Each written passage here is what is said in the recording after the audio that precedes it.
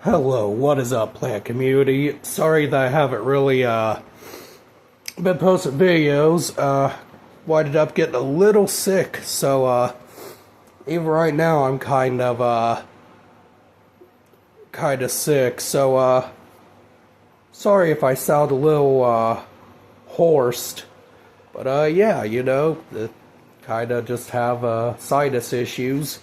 So yeah, so today's video is basically what I've learned about the cordyline Australis. So, what have I learned so far about the cordyline Australis? So here's my variegated boy, right? This is my variegated guy. Love him. Can't believe I actually found one that I could easily get because my nursery put it back for me.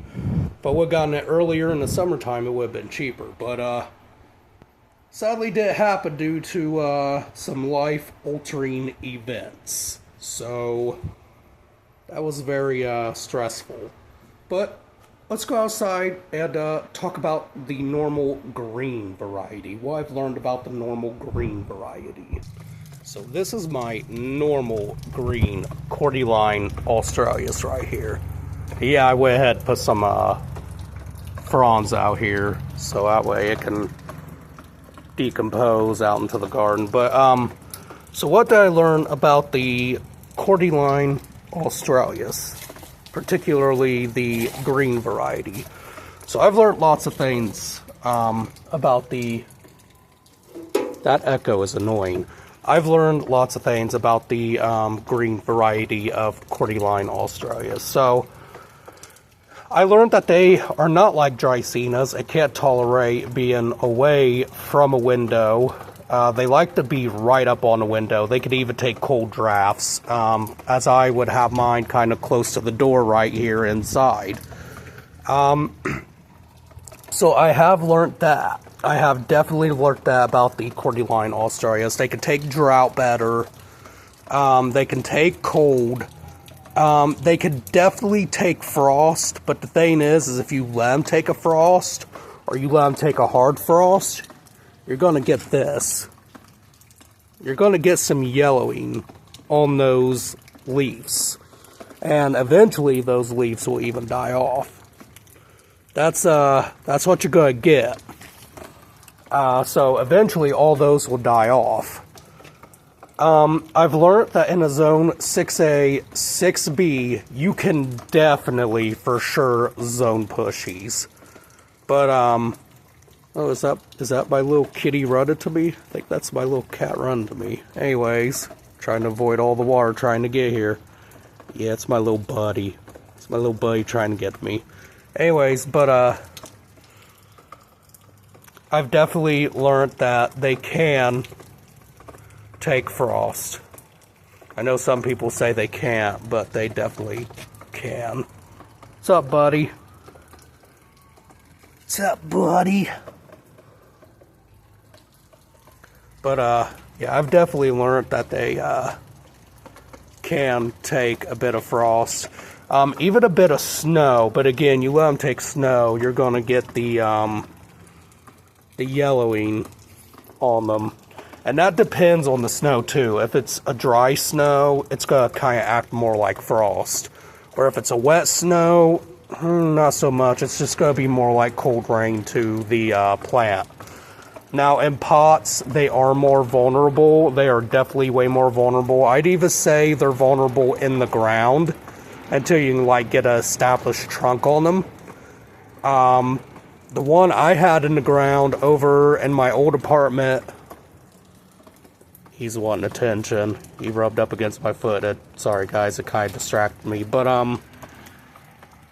I've learned that in the ground, if you plant them early like this, where they have absolutely no trunk, then what's going to happen is they're going to completely die. So whenever you do have them in a zone like I am in, you want to grow these guys out, because what will happen is as you grow them out, the trunk will go deeper into the pot. I found this out because that's how I got trunk on mine so fast. So you can pull that out as it extends a trunk layer kind of deep into the ground. It does that, I'm guessing, for colder weather like here. So if you want to grow them in a pot, want to get a trunk fast, that's the way of doing it. Then just trim off any dead roots, because you can let the roots dry out on them and get a bigger trunk. But now if you want to grow them to plant in the ground, I would recommend just growing them naturally. Yeah, I hear you, buddy. I hear you. I know you want all the attention right now, but I'm making a video, I promise. I'll give you attention. But, it's not even my cat. But, so that's what I've learned about the green variety. And I definitely learned that the green variety so far grows way faster and fuller than, say, what the variegated variety does. For a green variety, you stick them in a pot like this, and they're small like what I've got indoors right there. You'll get this within the year. And so yeah, that's one thing that I've realized with the green variety. Now, whether or not the variegated variety can take direct sunlight too is a different story, because I don't know. This is my first time ever having the variegated variety, because here we call them Dracaenas. They're all Dracaenas because it looks like a Dracaena, acts like a Dracaena, therefore is a Dracaena, but that's completely wrong. So that's what I've learned about the green variety. And hold up, guys. Alright, sorry about that, guys. Cat was very distracting, and he's still here. I gave him attention and everything, but you know, he's relentless. He's really a cuddle bug. But yeah, that's what I learned about the cordyline Australis. And of course, fertilizing them, you want to fertilize about once a month in the winter, and that's just a little bit, not a high solution of fertilization. And they will get that trunk with time if you grow them in a pot and you plant them in a pot big like this, and start them out at a decent size. Yeah, what, buddy? Just wants to climb all over me. But, so yeah, they're a fun plant to grow. I'd say they grow faster than a Dracaena, an actual Dracaena.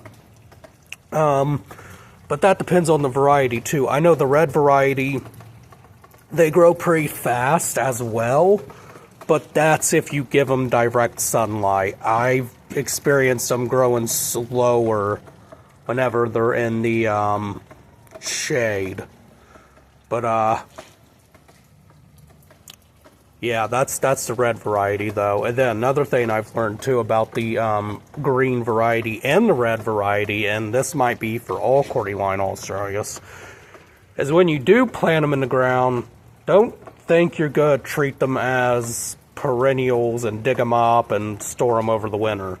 I've had zero success with that. I've had zero success rates. Still lasts like halfway through the winter and just completely die. I'm not sure if I just didn't have adequate lighting or what, but yeah, digging them up is not a liable option, I guess. Now we'll go in and talk about the variegated ones.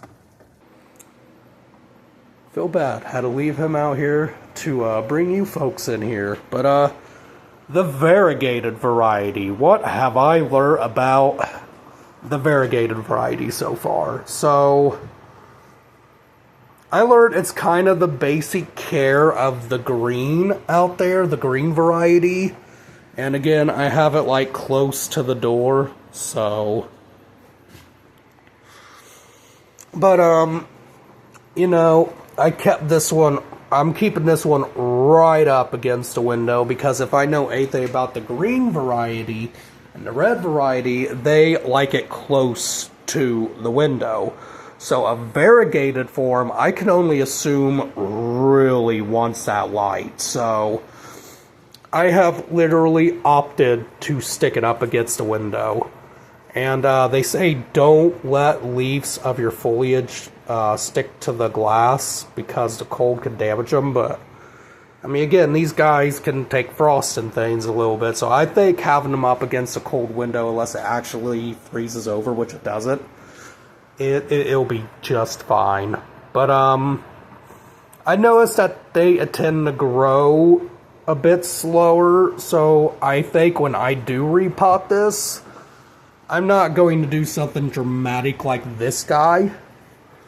If I was to repot this, I'd put in maybe something like that. Just because it seems to grow slower. Like, if I took this guy, see how wobbly he is? He's not fully even established in this pot. And he was planted in this pot for a while now. He was in this pot ever since they got him in the mixed variety. Really, he accidentally came in with the normal cordyline Australis, and they put him back for me. And the other ones are already 10 times the size of this variegated one. The normal ones are already in green pots like that just because they grow so fast. This guy has been in this pot for a while now, and he's still wobbly, not fully established. So I won't be repotting him anytime soon. In fact, I'll probably keep him in the pot until I start seeing actual roots come out. And I know he's not established because the soil is still moist. It would be dry already right now. So yeah, he's not even fully established. I wouldn't say he's an established plant. So I noticed that they do take longer to grow. And I'm sure he was outside and everything too, because that's how they sell the cordylines here, and even at my local nursery, they put them outside just because of the sorry guys, I was taking a dead leaf off my weeping fig here. But they put them outside everywhere and advertise them as annuals because of how many hard freezes we get and things. They just won't survive here unless you protect them. So that's what I've learned so far about the variegated variety, is that they're slower growing, and I know why they're slower growing. I mean, look at the leaves.